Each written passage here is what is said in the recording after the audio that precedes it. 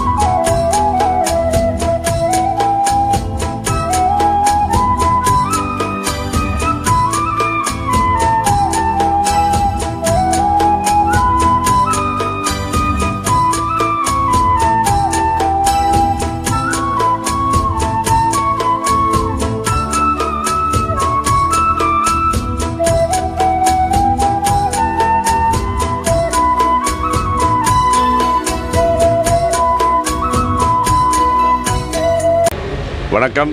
எந்நாளும் திருநாள் கேப்டன் அவருடைய நாள். இன்றைக்கி வந்து இவருடைய சமாதிக்கு நான் மரியாதை செலுத்தியதில் என்னுடைய மற்றற்ற மகிழ்ச்சி.